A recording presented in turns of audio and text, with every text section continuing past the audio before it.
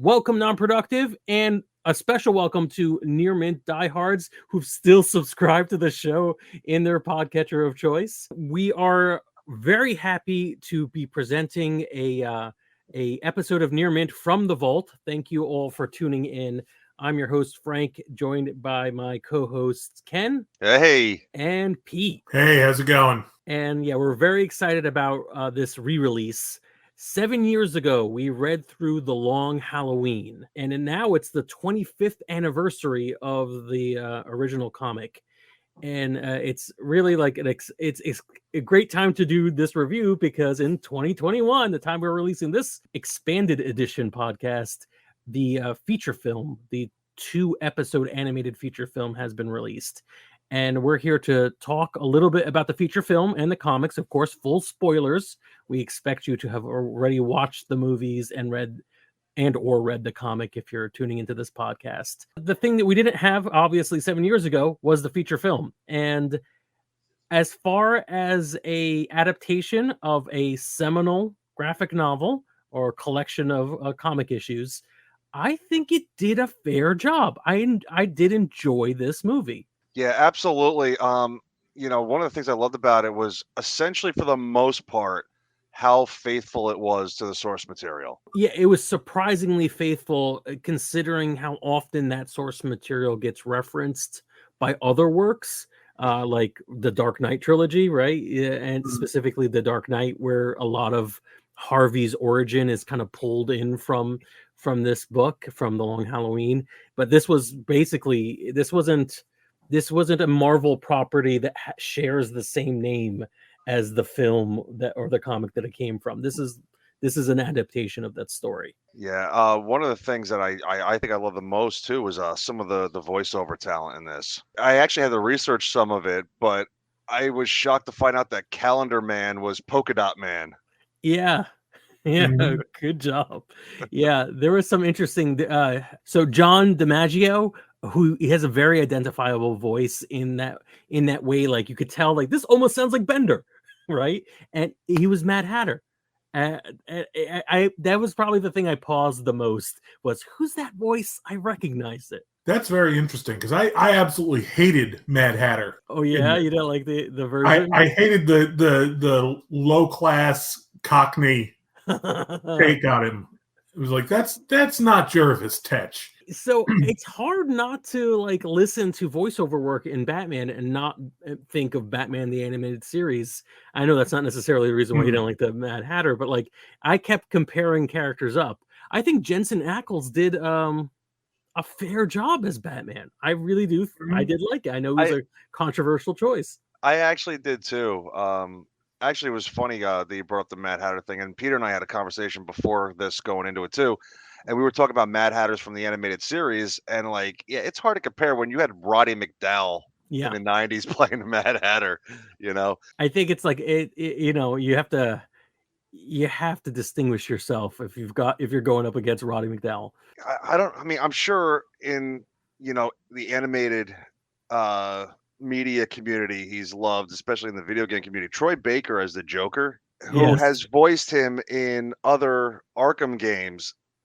His dead on Mark Hamill voice, it's almost hard to differentiate at times. Like you almost think it's him. The guy is so good. Yes, but there's a uniqueness to it too. Yeah, he's definitely close enough that you don't have to think about it. Right. Interesting. For me, I think the one that crept into my head that I couldn't figure out was probably Poison Ivy. Do you know who played Poison Ivy in this? Oh God, yes, because she's one of my favorites. It was Katie Sackhoff. It was Starbuck. Katie Sackhoff, yes. But we talked about a lot of the voiceover act. David Dasmalchian, I believe, Polka Dot Man from the most recent Suicide Squad movie, and of course Calendar Man, the creepiest performance. Such a wonderful performance from him. I always, in the book, I thought that he was super creepy. Yeah, and that's so one thing that I think once we get into the review, I mean, I cannot believe how much of this movie I forgot, or this story I forgot, I should say. Up to and including the podcast we're about to air, I wasn't sure if I read this book. I'm like, I know I read The Long Halloween, but I cannot tell you the plot. I kind of think I remember who did it in this whodunit, but I don't remember. Then I'm listening to myself from almost 10 years ago talking about it, and I'm like, yeah, this does sound familiar. I did read this book. So it's really interesting. But yeah, that character, Calendar Man, I mean, and so much of the design of this film taken right from the pages of the original story. There are some major variations, though, we should probably talk about before we got to the podcast. Speaking of voiceover, Naya Riviera, who was Catwoman, tragically in her last role. Catwoman might as well have been the main vigilante in this story, in the animated film. Absolutely. With rookie Batman Robin helping her out occasionally. What did we think about that? It's a shame knowing what happened with her with this, but knowing how the Long Halloween is actually the first part of a kind of trilogy that Jeff Loeb and Tim Sale did, with the third part being a Catwoman story. And I'm like, I really kind of hope that this movie does well enough that they decide to continue to do all three stories, because I want that Catwoman story. Yeah, that would be interesting, and a little tragic that we won't get it with the same voiceover actress. For me, it was very interesting to see Catwoman having such an active role early on in the first part of the 2-part movie. I felt the second part of these movies lagged a little bit of luster that the first one did, but overall, the minor changes that did happen, I think, were strengthened and sped up the story, made it something that you could digest within 2 movies as opposed to 12 issues. But there are some things that I just loved that were changes. I'm not even talking about the end, actually. The way Batman is routinely dismissed as if it's a year 2 Batman, which we talked about this in the podcast that you're about to hear, trying to figure out exactly what point in his career this happens. It feels in this film it's much earlier in his career. And, there are people calling him some detective. And there's a recurring theme that he's not really good at being a detective, which is interesting. It's an interesting take for a Batman movie. Considering that this is a giant murder mystery story. Yeah, I was going to say, especially with what I consider to be one of the seminal Batman World's Greatest Detective comics. I mean, you don't see many comic stories where Batman is as much of a detective as he is in The Long Halloween. Yeah, and in this one, he's really cutting his teeth on the entire concept that he has to do that. I think there's one point where he actually says, I didn't realize I was going to have to be a detective. Literally, yes. I guess I'll have to become the world's greatest detective. Any other takeaways or moments we want to talk about before we get to the end of the 2-part film? Well, I'll say I did like the attention to detail that they gave, attention to things that the fans would appreciate. For instance, at the beginning, when Bruce is talking to Alfred and Alfred walks off mid-sentence, and you get I hate when he does that. I have that in my notes, so I love that. That he got that from Alfred. That'd be great. The little nod at, I think it was the New Year's Eve benefit that Carmine Falcone is giving his speech, and he's thanking the sponsors of the event. He name drops Cord Omnidimensional, Ted Cord's company, the Blue Beetle. Oh, neat. That company sponsored it, and so did Soda Cola, which I always loved. Cola brand referenced in Superman comics. It's Bibbo's favorite drink. That's really neat. I didn't pick up on that at all. And I'm sure the third one was something that if I was a bigger DC fan, I would have picked up on. But very cool. Ken? I think one of the things I appreciated the most that I liked the most too was that in the original book, Tim Sale's artwork was a unique style that I think really only worked in that story, because if it was anything else, I probably wouldn't have appreciated it as much. And I was concerned about if they were going to try to emulate that style in an animated film, which I don't think you could do. And the choices that they made, I thought it was very good and still made it feel noirish. Yeah. Yeah. They did as best as they could to exactly emulate that art style without it making it feel like an abstract film, which I think would be more distracting than it is in a comic. I think what they tried to do was emulate the feeling. Yeah, exactly. As opposed to the actual style that they do. And I think that was a brilliant choice on their part. Yes. So there's so much more I'd like to talk about, but I think we should discuss the ending of this film versus the comic. Yeah. So what do we think? Just to refresh our memories of the comic, it was significantly more ambiguous as to who actually done it. And in fact, it seems as if maybe multiple people done it. Well, it essentially that is what it was. Alberto Falcone was in the book the main guy committing the murders who had an accomplice. With this movie, I thought it was kind of weird that they kind of watchmened it a little bit, if that makes sense. Where it's like a lot of the movie followed all the same beats, like a lot of the original source material until we got to the end. Because Alberto dies, and we see him get shredded in the boat. Mm-hmm. And that was the moment where his death was faked, so he could keep continuing the murders. And that's not what we got in this movie.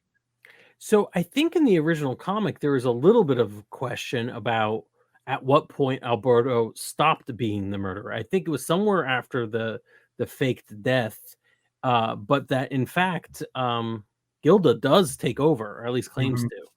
So, and then maybe even at some point Harvey starts doing it. It's hard to remember exactly how the comic lays out, but where the comic has some ambiguity over who exactly is doing everything, this lays it out as straight as you can get, almost as straight as you could get at Gilda's feet. And adding a weird subplot kind of out of left field. Yes, about her inability, her affairs with, or her marriage with Alberto. And, yeah. What do we think about that? Did that land for you? Is this a thing to make it more easy? What did we think? Being a fan of the original story, I was just kind of curious why they just didn't follow through with it and thought it was necessary to change it. And actually, because at least in my opinion, Batman let Gilda go at the end. In this, she committed everything. Why didn't he just arrest her? Just because she had a good reason in his mind, an acceptable reason? I don't know. It was a very bold choice. I would be very interested to find out, like you said, why they chose. If I could speculate, it does maintain or rescue a bit of mystery for those who know the story already, like the back of their hand. I think that's it. Yeah. I think it does so in a satisfying way. It's not a revision where I say, "Oh, that's ridiculous." Mm-hmm. You know, it's more of a that's an interesting take, and not the original ending. Right. So I think that's why I enjoyed it for the most part. And as we've discussed, we have such patchy memories of the original book at the time until we reread it. They were like, "Oh yeah, this is good."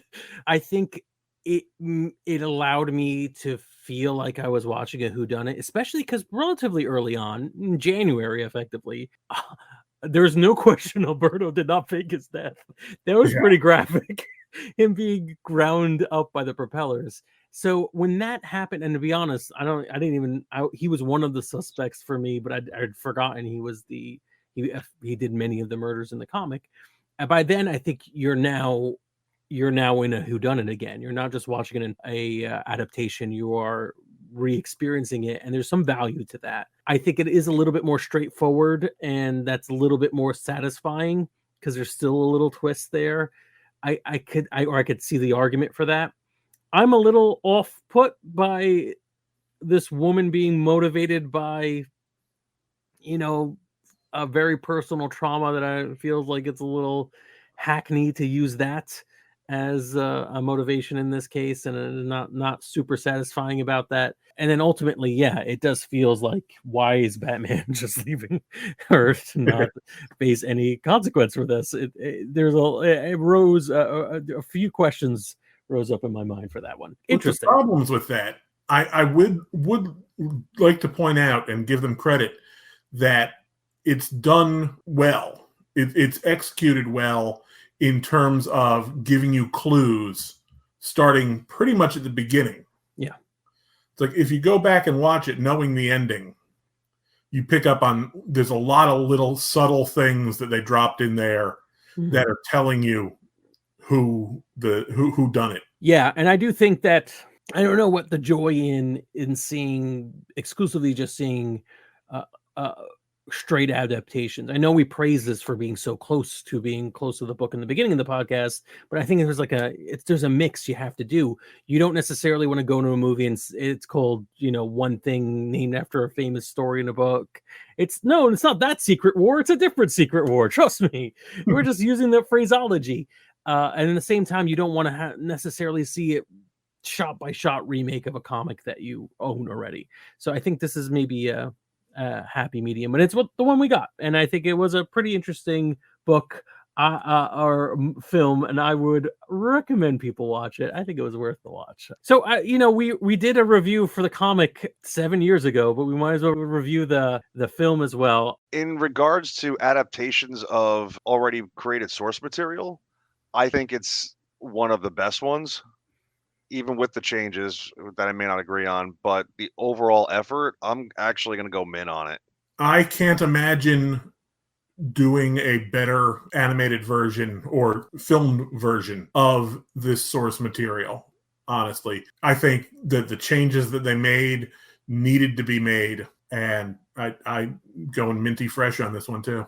Nice. You know what? Screw it. We're going to make it a triple mint. Honestly, I love this movie. It was a really great adaptation. I think it was a lot of fun. There were some interesting changes done, but I was shocked by how much I enjoyed it. I'm going to go mint. Awesome. This actually went surprisingly long, so maybe we shouldn't release the original review in this same recording. What do you think? Should we flip a coin about it? All right, heads or tails? It's all heads anyway. I meant heads! All right, stay tuned for Vintage Baby Near Mint.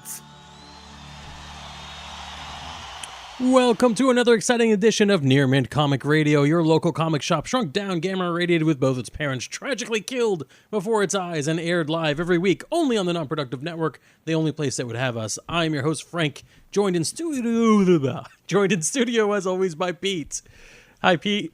Hi, Frank. On Near Mint Comic Radio, we rank and review comics from best to worst. That's mint, near mint, good, fair, and poor to you newbies, and try to guide you in what to read and what might be better to avoid. This week, we have a very special episode for all of you. We are going to read and review. Well, we're not going to read it this week. We've already read it. This past month. Let's read it live on the air. Really, really not out boring. loud though. Yeah, just quietly sit there and listen to us reading. We have read Batman: The Long Halloween, and it's a pretty cool, exciting experiment. We're gonna take the entire episode to talk about Long Halloween. We hope you've already read it and enjoyed it. If not, pause this podcast. Don't hit stop. Just pause and go. For the love of Thor, do not hit stop. That's right. Oh my God. Oh no! Don't do that. And you'll blow up the internet. Go buy the book and then read it, and then listen to us talk about it, because that's what you want to do. Yeah, that's really good. And that's what we're doing. Yes, so let's have a little backstory on The Long Halloween, shall we? Way back, many centuries ago. That's right. The Long Halloween, written by Jeff Loeb and Tim Sale, started, I think, in 96, or was it 97? 96 through 97, 96, yep. A 13-issue comic book limited series. This is a pretty cool time to be a comic book fan, the late 90s. You were just coming off... So, I don't know how to explain this without sounding like I'm being a jerk. The 90s were a weird period. They were... not grim dark, but like... There was an edginess that everything seemed to have in comics. I would call it the extreme age. It was an age spelled with an X. Yes, that's no E. Yeah, that's how you spelt the age. That if there was like the golden age, the silver age, it was then the extreme age. But the good thing about that age of comics is that it allowed us to experiment with these stories as they were becoming really like the mythology of the age. So Golden Age, it was new and exciting, and it was actually we were maybe mimicking some classic storytelling. You got a lot of, you know, the Wellesian, the classic literature turned into graphic art. Yeah. Silver Age kind of experimented with more pop things, so you went into space and stuff like that. It was bigger, grandiose, more exciting, more kid focused than the next age, the modern age, the Bronze Age, whatever. Finally, in the '90s, things started getting real, and we had artists who were willing to experiment with things like graphic violence and what have you. I'm just amused by the fact that that you would describe any age that was characterized by the work of Rob Liefeld as getting real. As getting real. Well, anatomy, not so. No. So I'm trying to explain this age and it's important, I think, to read literature in the context of the period you got it from. Like, you may think Moby Dick is boring, but it came out in this particular age when boring was acceptable. When people were really fascinated about the whaling industry, apparently. People were reading things to be bored. Right. Well, this, like, again, in the 90s... People were way too excited in the 1800s, and they needed literature that would calm them down. In the 90s in comics, I mean, in the 70s, and I would say probably in the 70s, you started getting the countercultural comics that started coming out. Yes. And they became more mainstreamed in the 80s, but by then you started having people who've had decades of different writing, different edgier storytelling, willing to take these characters that have already become iconic, that have lasted more than a generation, and play with them. I think there was a hunger from a lot of creators out there that was started in the 80s by the likes of Frank Miller, who really wanted to show that comic books weren't just for kids. Right, exactly. That this was a medium that could be used to tell stories for adults also. And I guess it was the dawn of the graphic novel period, where everything came out in bound volumes pretty much right away. This is, of course, special. This was actually a limited series. Every issue came out once a month or what have you. But it was right at that part of time when we were combining our stories into giant tomes and marketing them as graphic novels, not just comic books. So a very interesting period for this book to come out. And I feel like reading it, this is my first time reading it. I never read Long Halloween before. I thought I had, and I may have seen clips here and there or talked about it, but I don't think I've ever read it. I certainly didn't read it at the point in the 90s, and this was my first attempt. How about you, Pete? I have read it before. I read it while I was working at a bookstore, and I had access to the graphic novel. Nice. And I read it. It was right around the time, probably just a little bit before Civil War. Okay. So I read it several years ago, but it was nice to come back and reread it. And I feel like, depending not only what period you are currently living in, but what you've read before and after. Like I often have said, it's hard to read The Watchmen after, let's say, the Civil War. Like, Watchmen is a particular book that you got to realize when it came out and the context of where things come out. Are we saying after Marvel's Civil War or after the Civil War? Oh, no, I think you could only read The Watchmen after the American Civil War. But I'm talking about obviously Marvel Civil War. Batman Long Halloween, I read this again. This is my first time reading it, and before reading this, I had seen Gotham, the TV show, which is ultra new. I had, of course, seen all the Nolan Batman movies. I have read The Dark Knight and The Dark Knight Returns, Year One, a bunch of iconic Batman stories, some of them that were written well after Long Halloween came out. So it's interesting how these stories kind of like affect your reading of The Long Halloween. And what can often happen in reading books like this is, if you've read all the derivative works beforehand, it makes you feel like the original is less special. I'll say that didn't happen for me at all. I think The Long Halloween was a very interesting read. So do you want to go into like the basics of the story? Would you like to take us into that? Would you be so kind? The basics of the story, it picks up very quickly after Frank Miller's iconic Year One story of Batman. So this is a young Batman, very new to crime fighting, but he's got a little bit under his belt. Yeah, and he's established his main allies with Jim Gordon and Harvey Dent. That's right. The district attorney at the time. And most of his rogues gallery, I would say this is probably taking place. I mean, it's a young Batman, but he is an established Batman with his entire he knows the names of all these villains that are out there. Yeah, and they've started coming out of the woodwork. That's right. But they're also still new. And So the basic premise of the story is that we've got the gang families of Gotham and the Falcones, the Maronis run the town. That's right. And a serial killer is attacking them, wiping them out. And the serial killer's motif is that he kills someone. Is it every holiday or basically every major holiday? They call it every holiday. Right. But it's interesting. It's one of the many issues. I mean, there's no murder on Arbor Day.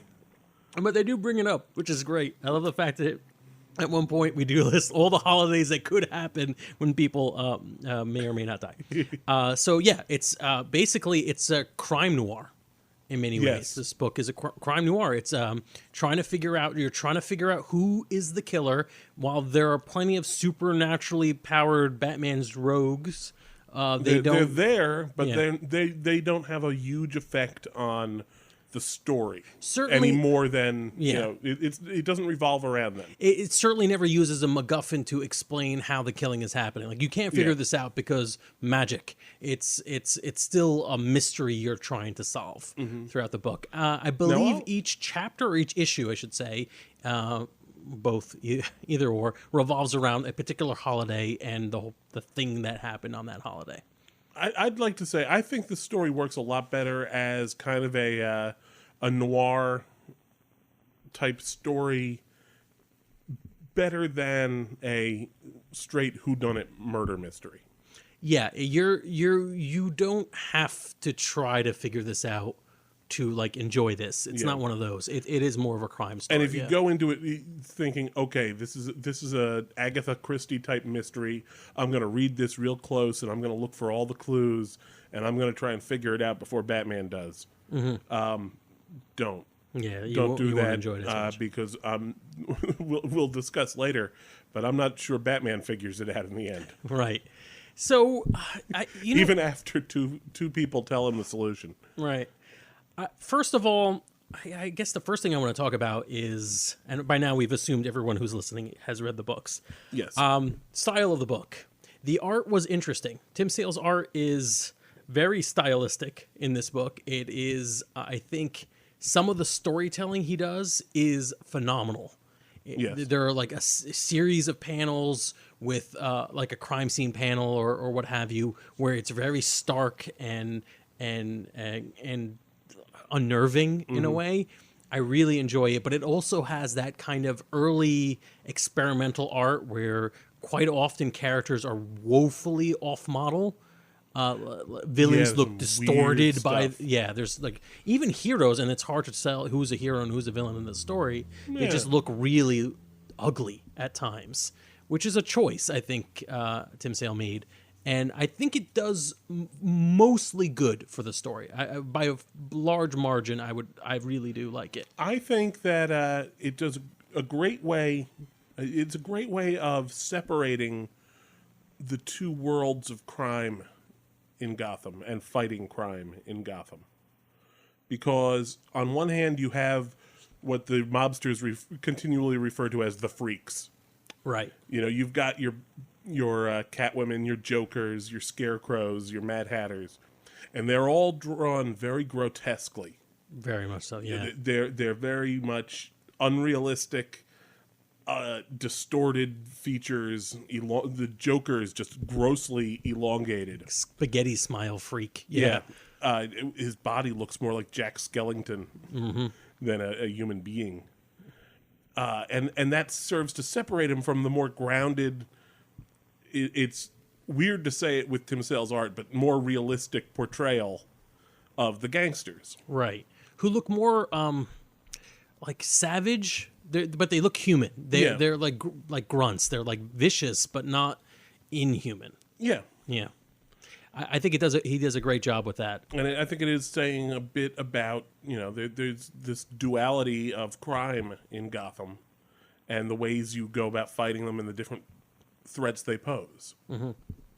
I think Jeff Loeb takes the story to that same level. So again, in this, if you're taking this as a crime novel, one of the cool things, and happens a lot in Batman, is everyone has their own interpretation, right? So you look at the Nolan Batman, who is gritty and realistic for most of it. Maybe up until like a certain part in Dark Knight Rises, it's pretty realistic. You could believe he this realizes happens. that some days you just can't get rid of Bond. That's right. But you could see that this could theoretically happen. Yes. And a lot of people make there is a way of looking at Batman to say that everything that Batman encounters and all his villains and everything that he does has to be on a scale of realism. For example, Poison Ivy shows up in the story, and it's beautiful. Her vines growing everywhere, the way she manipulates people and twists them with the toxicity of the plant life. I really enjoy it, and it's not at all something that I would imagine showing up in Christopher Nolan's Batman. No. So a lot of times people will say that there's got to be one or the other. You got to be either serious or fanciful. It's got to be Tim Burton or Christopher Nolan.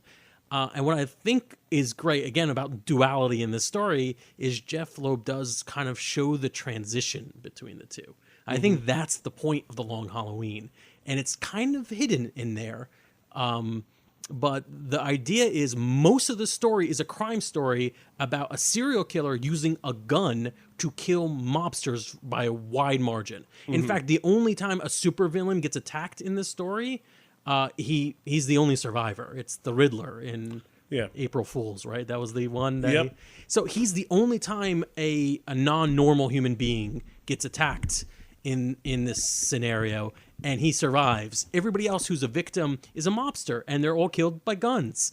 But at the same time, the villains the superpowered villains are in the background, and the point of the story, especially as we come to the conclusion, is that there are two different worlds of villainy, like you said, Pete, in Gotham. There is the crime family. There's the thing that made Batman just a street crime. And then there's the thing that makes Batman for the readers, which is the villains, the Penguins and the Jokers and the what have you. But that the one is becoming the other. One is transitioning into the other. Arguably, there's the criminal world that made Batman and the criminal world that Batman may have made. Yeah, that's a good way of looking at it.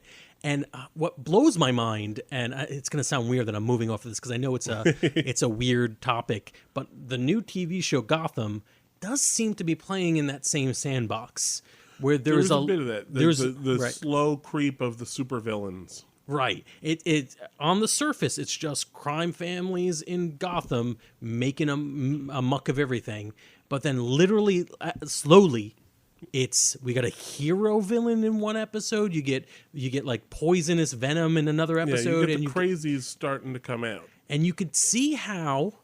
And this is the really hard thing to sell, and I think Jeff Loeb does it.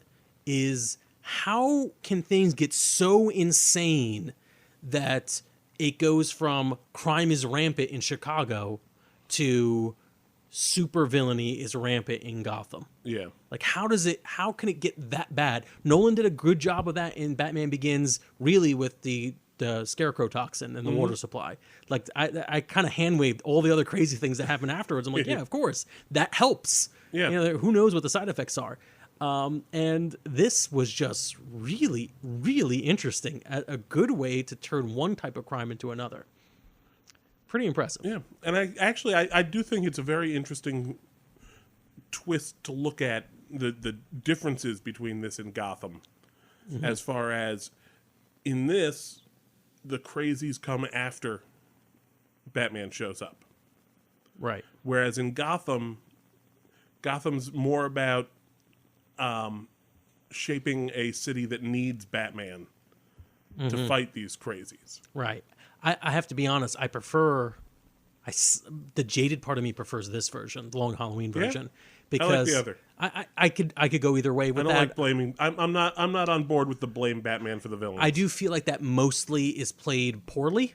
I feel like quite often you see that done with some sort of like ridiculous extreme Frank Miller, like Batman as a psychotic supervillain, a Flashpoint Batman, where he's like completely insane and playing out his own little revenge fantasies. I think that's a little too much. And I love the way in this book, Batman doesn't kind of acknowledge it at all.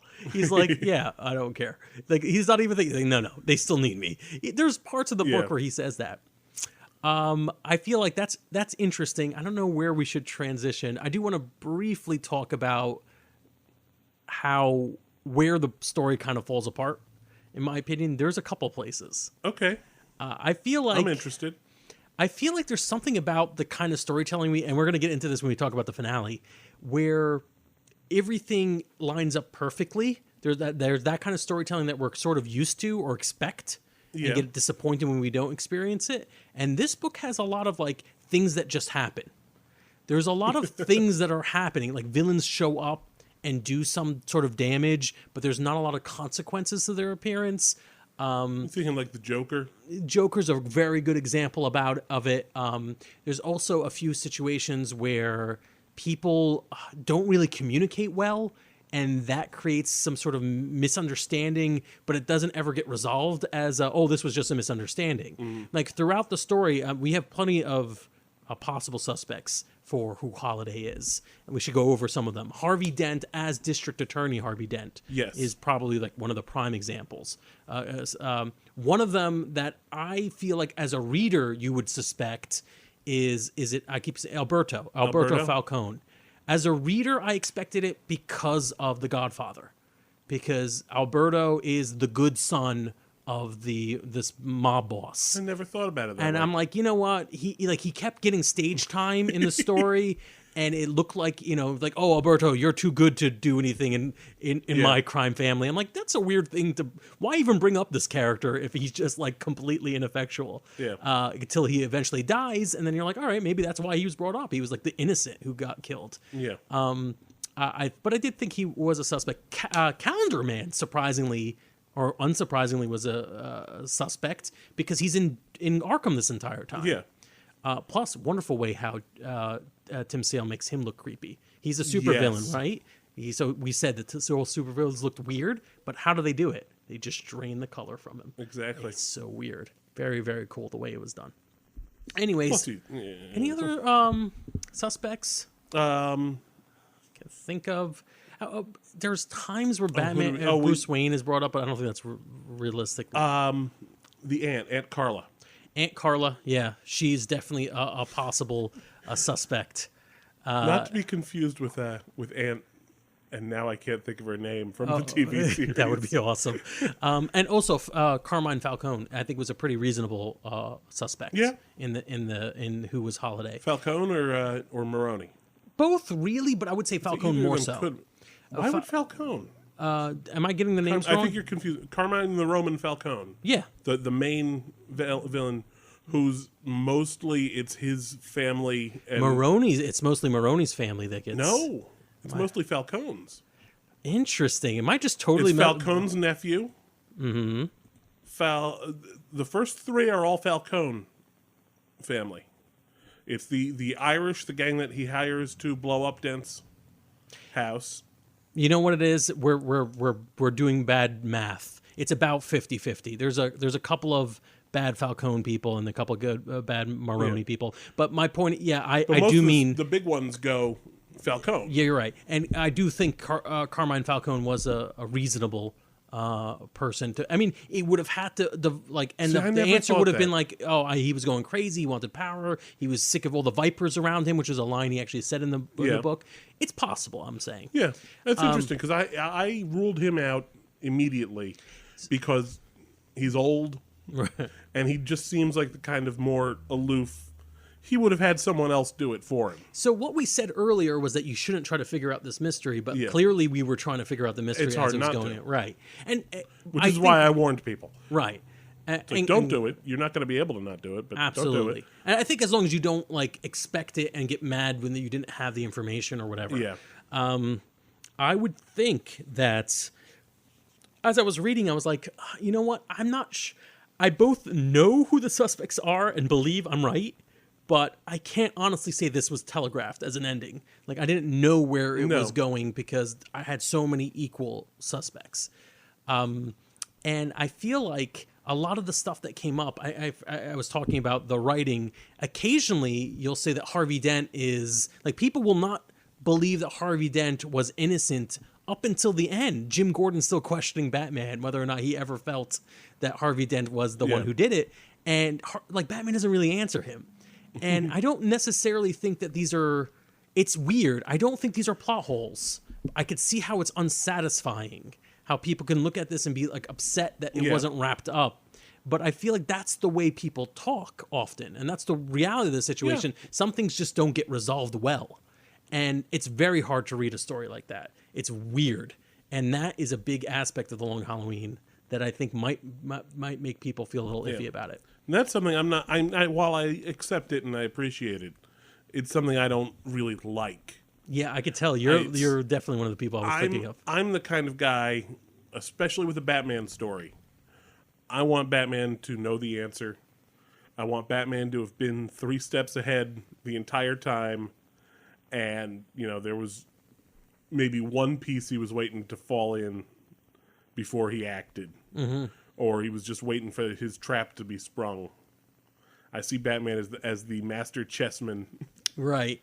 I appreciate that, but for some reason, maybe it's just as the sorbet. Like, just to cleanse the palate. It's like, I want to see one where things are just falling apart. I find it, a lot easier to accept because it's year 2 or year 3 Batman.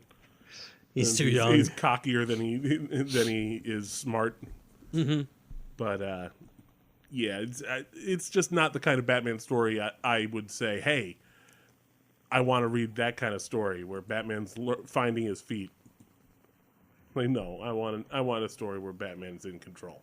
So there are a couple of firsts we should probably talk about in the story, or a big first, not necessarily first. I'm sure some of these will be wrong. A lot of the villains that appear in the story get reimagined in a very interesting way that carries over. I mean, Two-Face has always been splashed with acid, and that's how he became Two-Face. But this was probably one of the more mature and developed origins for Harvey Dent. A lot of people at DC, including Jeff Loeb, felt that Harvey Dent, Two-Face, was a great character, but the district attorney, Harvey Dent, was introduced so close to becoming Two-Face. I think it was probably the same story. It was almost definitely the same story. They probably didn't take a character that had been established already. Yeah. It's that he never got the epic story that he deserved, the epic origin that he deserved. Right. These are characters that have had origins, but they didn't really, nobody played with the origin as much as they should have. It was never fully developed. It was never fleshed out. Mm-hmm. You had the barest of explanations. You've got a gangster who wants revenge and splashes him with acid. Yeah, and he's the classic. Why exactly? He's the classic gimmick supervillain. Yeah. He's the obsessed with the number 2 in Duality, and he's like a Dick Tracy villain. It's just with a little bit of an explanation. And you could argue that The Long Halloween is one big Harvey Dent Two-Face origin story. Yeah. Oh, it really is in a lot of ways. Right. So I think that was an amazing one. I also think that Calendar Man, despite the fact not getting a lot of... He has no backstory really described. It's interesting. I love it when you take a stupid villain and you use them well. And I think this is probably the best he's ever been used in many ways, just because I don't really remember anything. Might be the most he's ever been used. And I think it was cute and clever from like beginning to end, like using him as this Hannibal Lecter kind of, I need him for information, and I think it was cute. I thought it was interesting. I think he was a solution to a problem that came up during workshopping the idea. I think they came up with the idea of the holiday killer, and somewhere about a third to halfway through the writing process of this, they said, wait a minute. Wouldn't it have just made sense for him to be this guy? Yeah, all the fans are going to say it's Calendar. I was just thumbing through these old books. There's a guy that does all this stuff. Oh crap! Like, how do we do? Okay, And I love how they resolve resolve him. I love how they resolve him. He gets the bad flip, or the good flip in this case, and it has to stay in Arkham. Let's see. And of course, what really gets developed is the crime families and the nature of Harvey, and also not Bullock. I'm sorry, Gordon's role was trying to protect the city. Because Batman, Batman needs to protect Gotham. I get that whole deal, but like, donate money to the police department and put on a badge, put on a uniform. Yeah. Like, why isn't that ever an option for young Batman? It's always because the cops can't do it because they don't have the resources to do what needs to be done. Oh, you mean like shoot people in the head? Is that what you mean by needs to be done? Or do you mean like dressing up like a bat and swinging around and scaring people? Or do you mean like having like a tank and weapons and gear? Okay. Because that stuff you could donate. When I say needs to be done, I mean needs to be fun. There you go. There are aspects to it that don't get addressed, but do get addressed when you bring in Gordon as a character. And I think that was really, really interesting to constantly see how this police life and attorney life is dealing with the normal people of Gotham was really, really interesting. And I think the story is better for it. I think it's essential to the story itself. So, agreed. Let's talk about the meat of this. Let's actually get into the deaths and the plot. Right? Meaty death. Right, exactly. That's disgusting. Over the course of Holliday's career, the kills, what is it, like 12 people? 13 people? 1, 2, 3, 4, 5, 6, 7, 8, 9, 10, 11? There are 13 murders 13, that occurred. Well, 13 incidents. 13 a lot incidents of people die. over the course of the 13, holiday right. spree. All right. So it begins, of course, with on Halloween, Johnny Vitti, Carmine Falcone's nephew, dies. All right. So sad. That's he just got married. Yeah, the Halloween. So what do we establish there? That Harvey has access. Carmine Falcone has tried to kill him in the past. That's one of the reasons why I was like, it's not. Carmine has a motive because he was going to testify. That's right. Against him. He was going to flip, turn state's evidence. And we don't really know much more other than that was the first killing. By Thanksgiving, we get the Irish gang tries to kill Harvey Dent. Well, that actually happens on the same day as the Johnny Vitti murder. No, it isn't the same day. Yes, it is. I don't think it is. It is. Check your list. I actually did. Really? It happens Halloween night. We're warehouse. having language problems again. That gang that tried to kill Harvey Dent on Halloween gets killed on Thanksgiving. And they get killed on Thanksgiving. Right, Gotcha, and they've got that kind of like not really Last Supper. Almost the Last Supper. They're sitting around the table and they're being killed. Very much like Norman Rockwell's Thanksgiving. That's it, yeah. And that's a pretty iconic death. And then we've got the Christmas death, which is Falcone's personal bodyguard. Yeah. And then it goes to New Year's Eve. We're just going to quickly go through them just to remind the listeners. New Year's Eve was Alberto Falcone killed on the boat. Yep. Valentine's Day is a number of mobsters that are guarding Maroni's establishment, his restaurant. That's right. It's like a Valentine's Day massacre. There's a lot of people died. Again, outside of Maroni's, I believe, home or office, another group of Maroni's men gunned down on St. Patrick's Day. Right. April Fool's Day is the one we talked about. Yep, where the Riddler is met outside by the holiday killer and who shoots an outline of him. I want to say the cool thing about this, and we didn't really bring it up much, is part of the whole mobster and supervillain dynamic is that, and you could tell at the beginning of April Fool's Day, is Carmine Falcone is beginning to hire and bring in the crazies to figure this out. Riddler first to literally figure it out. Actually, I think doesn't he go to Poison Ivy first? It's possible. Poison Ivy was brought in for to try to manipulate Bruce Wayne into opening up the banks to his for Falcone. Yeah, and then we've got Scarecrow but Riddler's the first Mad time Hatter. He does it like publicly for more than one person to see. Yeah, and it's the mobsters are going to these scumbags who they think are like this ridiculous villains. And they make a point of saying it's taboo. Yeah. For the mobs, it's like you would think you don't deal with the freaks. If your job is crime, these people are ridiculous. It's like being an actor and running into. I was going to put my mouth so far. We're not going to get into this, but like these weird kind of amateur, ridiculous, not. insane kind of things. It plays into the whole mafia mystique that Hollywood builds up. Right. You know, these are horrible, brutal thugs with a code of ethics, though. Right. You know, and there's stuff that you don't do. When you commit crimes, you do it with dignity. Right. You don't get dressed up like some guy out of Alice in Wonderland. That's right. Right. So we go to the Mother's Day. There's the gunsmith, the person who's been providing weapons for the for the holiday killer. Father's Day is Maroni's father, Luigi. That's right. Another scene out of The Godfather. Yep. Independence Day is the Gotham City coroner, Jasper Dolan, which is a mysterious death. This guy doesn't seem associated with anything. And Labor Day was... And the first civilian, by the way, the first non-mobster. Roman's birthday had Carla Vitti, who was actually a suspect in my book for quite a while, up until this point, yeah.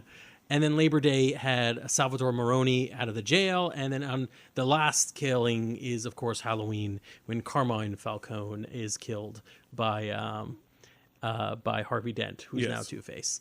Again, so that's all your victims. The only two murders that we know 100% for certain that we actually see the person doing it are Harvey Dent killing Carmine Falcone on the second Halloween, and Salvatore Maroni being shot by Alberto Falcone on Labor Day. And those are the last two. So for those of you who maybe read it a little while ago, and there's no spoilers in this conversation, but you may be wondering why we're soft shoeing around this. Is a question came up: is do we know who the holiday killer is? Exactly. And that, I think, is less obvious than it seems.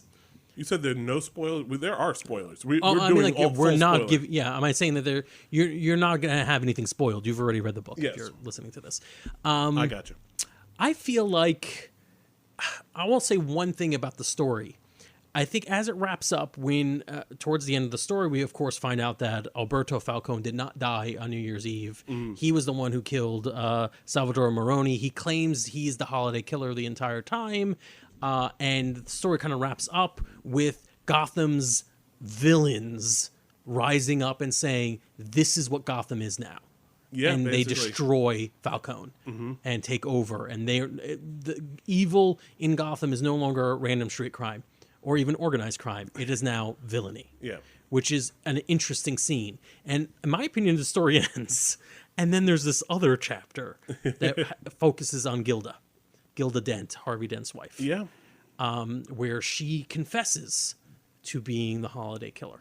Well, this is after the final scene with Dent and Gordon and Batman. That's right. Where they stand around and basically saying they're bringing Harvey in. Harvey goes in willingly. Yeah. That's right. I'm yeah. sorry.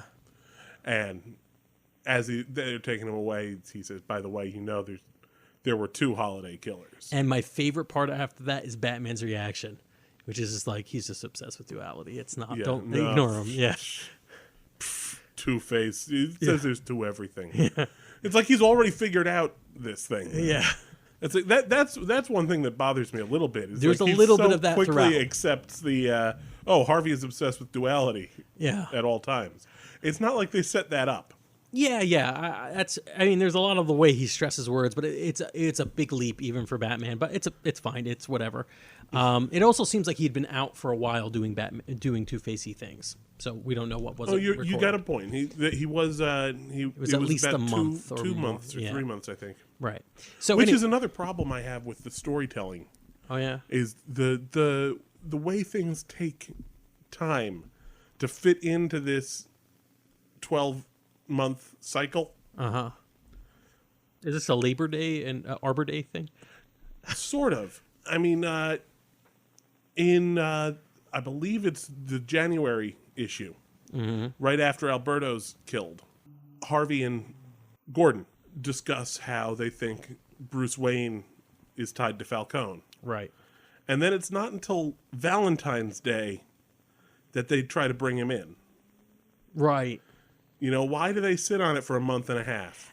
Or at most 2 weeks, at least 2 weeks. I feel like a lot of this, and maybe this is me just defending it, but I do feel like this kind of flows a little bit more realistically which is weird because the story isn't full of realism, but there are moments where, like in actual investigations, you say something like, this guy's probably responsible, but we don't really have the evidence to pull it off. And then you wait around for a while, and then maybe even no new evidence shows up, but you're like, we have to do something.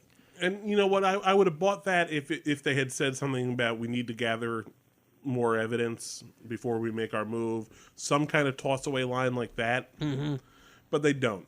And and that's why for the sake of the story, I'm willing to let it slide. Uh-huh. It's not a big deal, but it bothers me a little bit. I'm telling you, all of this feeds into what I said before there are weird gaps in this story that you could either see through and not care, or it bothers you. And it depends on the kind of reader you are. And I noticed them, but it didn't bother me. I just know that what people don't seem to like. Yeah. I'll say that. I'll say a little bit of something about that when we sum this up. Right. All right. So we've laid out your victims, and theoretically we've laid out the people who are responsible, putting aside Dent and the last killing, Harvey Dent in the last killing. Yeah. Specifically Two-Face in the last killing. That's the person who did it. Yeah. And of Alberto Falcone, who admitted to killing everybody. You get this weird chapter where Gilda Dent, who is still like heartbroken that her husband hasn't come home, and won't probably ever come home now that he's a supervillain. He totally will. Yeah, they'll find a cure for him. Sure, I believe in Harvey Dent. There you go. Well, we'll talk about first. Yeah, that's another big first, is that aspect of building up Harvey Dent in that way. We kind of teased it, but yes, specifically, I believe in Harvey Dent. I believe this is where it originated. City. Yeah, I believe in Harvey Dent. What did she confess to? Which murders did she do? If Alberto did the murders, she confesses to the first 3. Right. Halloween, Thanksgiving, and Christmas. All right, so we've got you on December, November, and January. And December. And she goes on to state her belief that Harvey saw what she was doing and took up the mantle of Holiday. Right. Specifically, he tried to kill Alberto Falcone. Yeah. And her evidence was effectively his wet head. He came home one day, his hair was wet, and he was wearing a hat. Yeah. So, and to be honest, when I first read it, on the reading before we talked about this, I was like, all right, so apparently it's Gilda Dent for the first 3. Then it was Harvey Dent for an attempted murder in January, but he failed at that. And then the rest of it's Alberto. But that's not until it eventually becomes Two-Face at the very end. But that doesn't really hold up, does it, when you think about it? Not really, because... Well, especially if you take into account the unpublished page where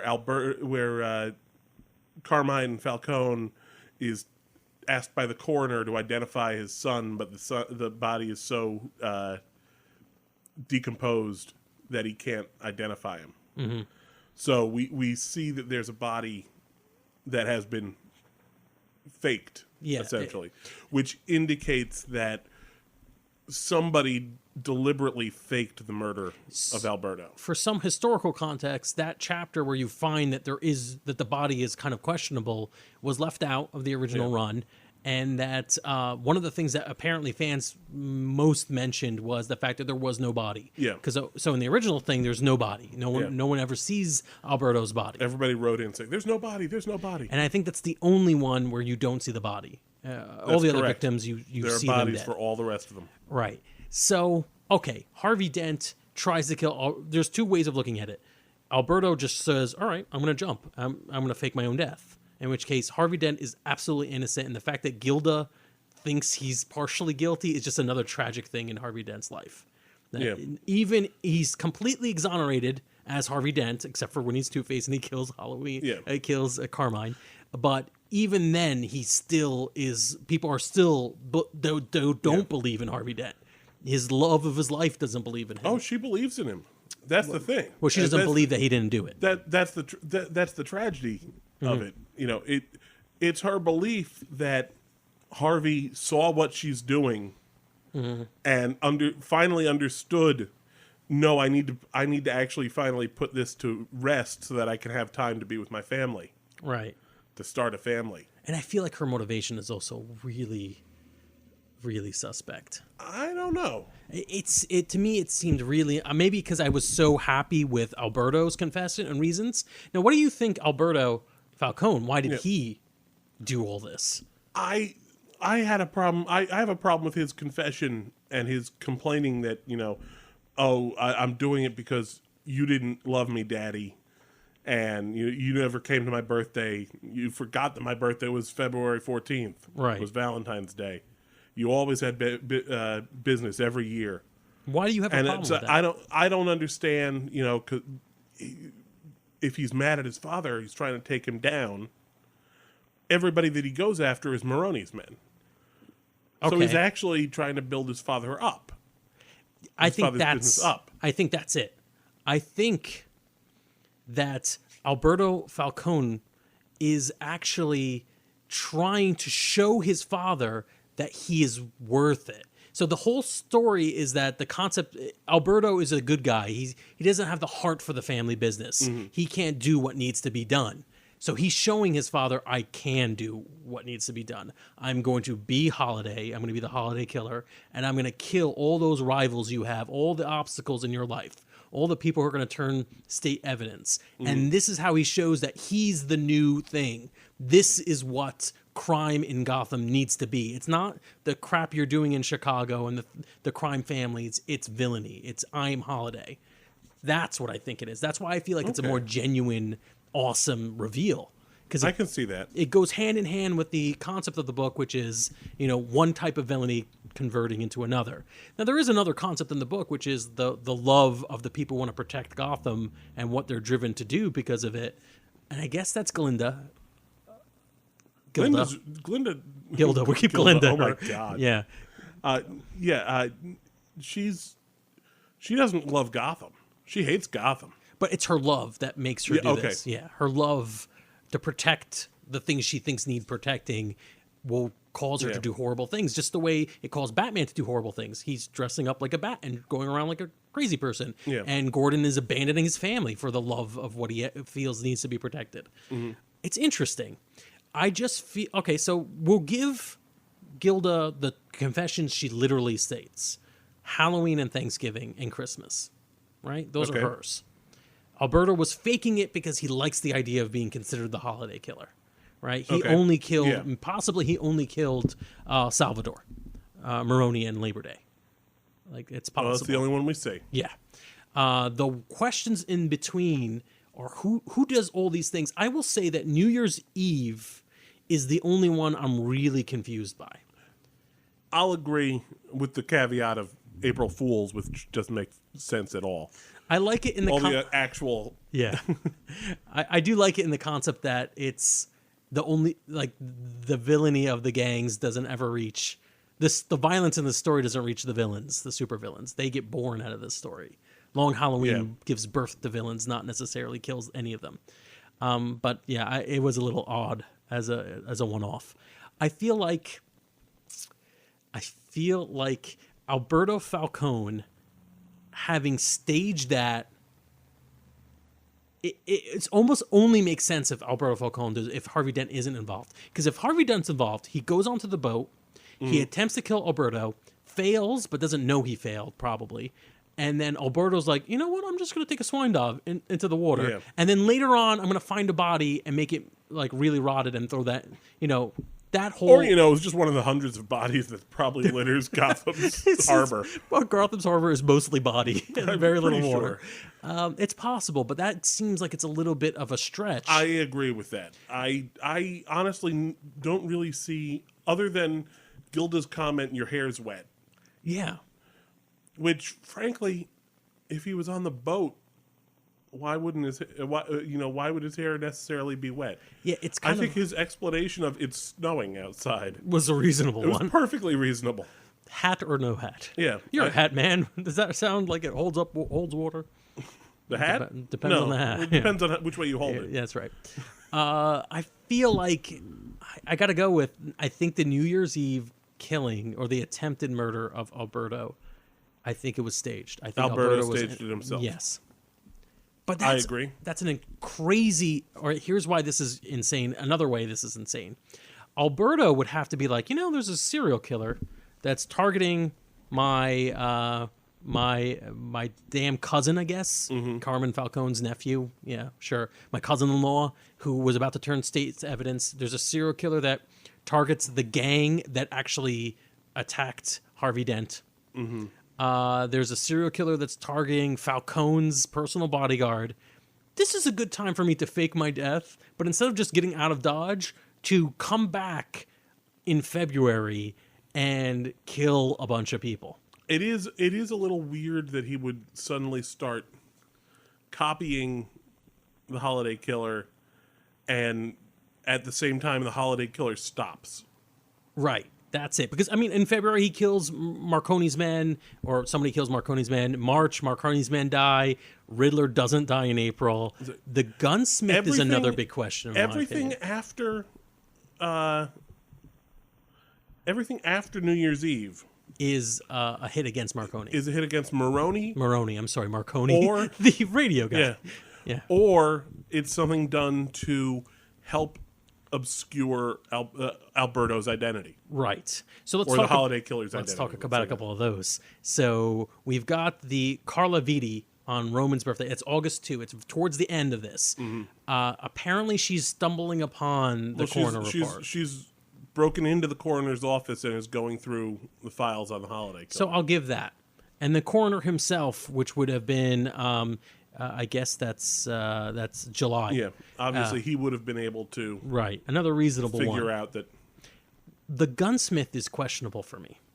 The gunsmith, the reason he's targeted is because he's the one who's been making Holiday's guns. Yes. A little side effect: the fact that so much damage is done by the 22, like literally dozens of people are killed by a 22 is, I'm not a gun guy, but it seems a little weird that these mobsters are being wiped out that way. No, you want to know something? Do a little bit of research into that. Okay. And ask yourself how many times Holiday would have had to have reloaded to shoot that outline around the Riddler on April Fool's Day. So the gunsmith for creating these ridiculous custom guns.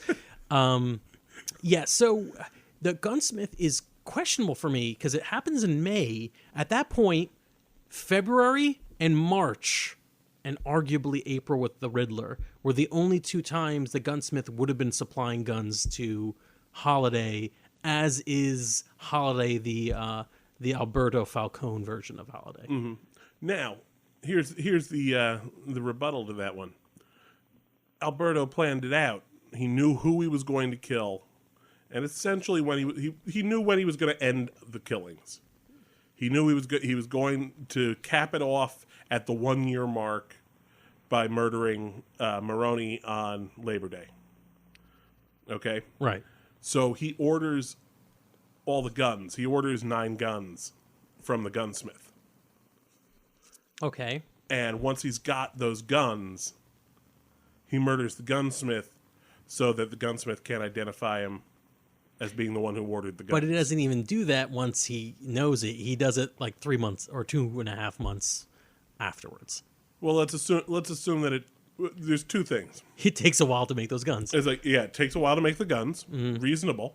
It's possible, sure. And 2, he doesn't do it until somebody starts to catch on. Somebody starts to sniff around the gunsmith. Right. And it's arguable that happens right after the Riddler, and that's another reason why the Riddler thing is questionable. And this is all feeding on the concept I said pretty early on. I was like, there are holes in this story that aren't necessarily plot holes, like there's no explanation for it, but you can't find the explanation in the text. Yeah. And the reason is the text isn't really concerned about that, No. I think. I don't think it's really concerned about the motivation of the crazy person who wants to just kill off enemies of his father or bad people in Gotham. I don't know about it. And I think one of the cool things is we're not going to really figure it out. But it's fun to discuss it. I just hit upon something while we're talking about it, because, like I was saying, the one that bothers me more than anything else is April Fool's Day. Why doesn't he kill the Riddler? What's that about? Maybe it's a statement about the duality of crime on there, the crazies versus the mob. On one hand, it could be, I'm not killing the Riddler because he's beneath us. Oh, okay. We don't take him seriously enough to kill him. Mm-hmm. And nobody's going to believe him if he does point the finger at me. Okay. The other side could be it's Alberto symbolically joining them. Yeah, that's what I was going to go for. He's like, I'm not killing you because now I'm one of you. Yeah, I am a villain. I am a super villain like you. Yeah. And when you think about that, just that phrase, "I'm a super villain like you," think of that how diseased that is. When That you is think pretty about messed it. up. You're like, this is a world where people get murdered all the time for money, and it doesn't matter. But what you really want to be is a super villain, and that's kind of what Long Halloween is about. Yeah. It's the madness that is the Gotham we've all kind of taken for granted, just as the setup for how does it books. Turn you into a supervillain? Right. Because arguably you've got 3 supervillains created out of this. Yeah. Two-Face, Holiday, and Gilda. Gilda, the worst of all. I don't know if Gilda ever shows up in any of the other stories. Did she get away with it? I don't know. I think she may have gotten away with it. She may have. Yeah. All right, so we're wrapping up our show. We got to do the review. What do we rank this book? Ooh. Yeah. You know what? I'm going to go ahead and give it a mint. I agree. Mint. I think this is a seminal book. I think if you take comics seriously, you should do yourself the service and read this. It's something to talk about. It's thought-provoking. Right. For the flaws that it has. And you have to be careful to avoid those flaws. Like, don't let that kill you for it. But the flaws are partly what make it so dissectable. Right. Absolutely. Such an easy book to examine. And figure out and it's a wonderful story about how we got to the point where we're telling these stories about Gotham and Batman. And the other thing I want to say about it is I remembered it reading it through because I read it through just trying to get through it in order to talk about this, and I ended up having time left over to think about it. But when I just barrel through and read it through, I love the story. I absolutely love it. Mm-hmm. It's not until I stop and think carefully about a lot of it that I start to see problems. Uh-huh. But if you just read the story and accept it for the ride that it is, a good story, it's great. Yeah. It's a great read. And I'd go as far as to say, like, if you really want to believe that the Batman you're reading is real, this is probably closer to anything else we've seen where it would be how it would actually manifest. If you're talking full Monty supernatural and super science things, this is that weird, corrupt world that would happen, I think. As long as you ignore Solomon Grundy. As all people should. I love Solomon Grundy in this. He was really good. I did enjoy him as well.